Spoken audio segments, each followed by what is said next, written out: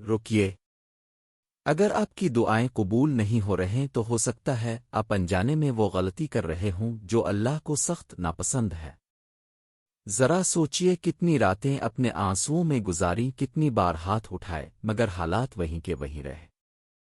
کیا یہ ممکن ہے کہ مسئلہ تقدیر کا نہیں بلکہ ہماری اپنی زندگی کا ہو؟ آج ہم ایک ایسی حقیقت سے پردہ اٹھائیں گے جو شاید آپ کی زندگی بدل دے۔ ہم اکثر سمجھتے ہیں کہ دعا صرف الفاظ کا نام ہے۔ ہاتھ اٹھائے، چند جملے کہے اور انتظار شروع کر دیا۔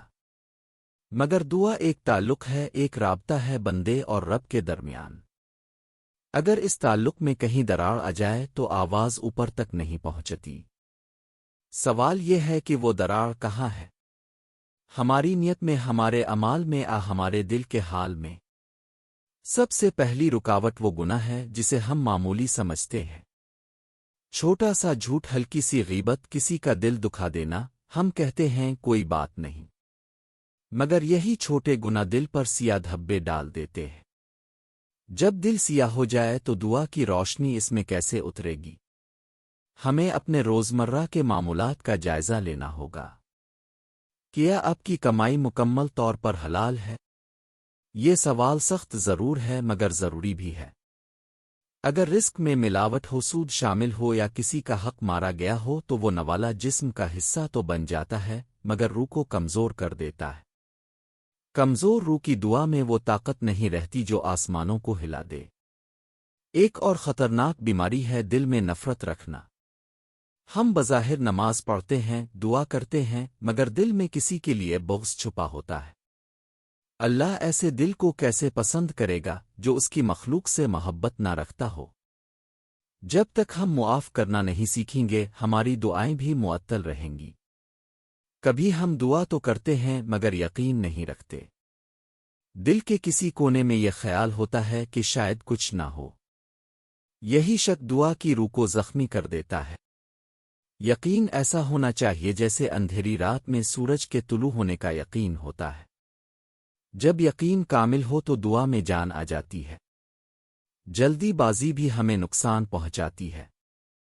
ہم چند دن مانگتے ہیں اور پھر مایوس ہو جاتے ہیں، حالانکہ اللہ کی حکمت ہماری سوچ سے کہیں بڑی ہے۔ ہو سکتا ہے تاخیر میں ہی خیر ہو۔ ہمیں صبر کے ساتھ مانگتے رہنا چاہیے کیونکہ بند دروازے پر بار بار دستک ہی اسے کھولتی ہے۔ والدین کی نافرمانی زندگی کی برکت ختم کر دیتی ہے۔ اگر ماں باپ کی آنکھوں میں ہمارے لیے آنسو ہوں تو ہماری دعائیں کیسے رنگ لائیں گی؟ ان کی رضا جنت کا راستہ ہے۔ ان کی خدمت کریں، ان سے دعا لیں، پھر دیکھیں زندگی کیسے بدلتی ہے۔ حقوق العباد کا معاملہ بھی بہت سنگین ہے۔ اگر کسی کا دل دکھایا، کسی کا مال دبایا یا کسی پر ظلم کیا تو پہلے اس سے معافی مانگیں۔ جب تک بندہ بندے کو معاف نہ کرے آسمان سے معافی کا دروازہ مکمل نہیں کھلتا۔ ریاکاری بھی دعا کی دشمن ہے۔ اگر عبادت لوگوں کو دکھانے کے لیے ہو تو اس میں اخلاص باقی نہیں رہتا۔ اللہ دلوں کے حال جانتا ہے۔ وہ الفاظ نہیں بلکہ نیت دیکھتا ہے۔ ہمیں اپنی نیتوں کو خالص کرنا ہوگا۔ حرام تعلقات اور پوشیدہ گناہ انسان کو اندر سے کھوکھلا کر دیتے ہیں۔ باہر سے سب ٹھیک لگتا ہے مگر دل بے سکون رہتا ہے۔ سکون صرف اطاعت میں ہے، نافرمانی میں نہیں۔ جب تک گناہ سے مکمل توبہ نہ ہو دعا کی تاثیر مکمل نہیں ہوتی۔ نماز میں سستی بھی ایک بڑی رکاوٹ ہے۔ ہم فرض چھوڑ کر نفل کی امید رکھتے ہیں۔ پہلے بنیاد مضبوط کریں۔ جو شخص 5 وقت اللہ کو یاد نہیں کرتا وہ مشکل میں اچانک قریبی تعلق کی امید کیسے رکھ سکتا ہے؟ غفلت میں کی گئی دعا بھی کمزور ہوتی ہے۔ زبان حرکت کر رہی ہو مگر دل دنیا کے خیالات میں گم ہو تو وہ دعا نہیں رہتی۔ دعا کے وقت مکمل توجہ اور عاجزی ضروری ہے۔ صدقہ دعا کو طاقت دیتا ہے۔ جب آپ اللہ کی راہ میں دیتے ہیں تو دراصل اپنے لیے راستہ کھولتے ہیں۔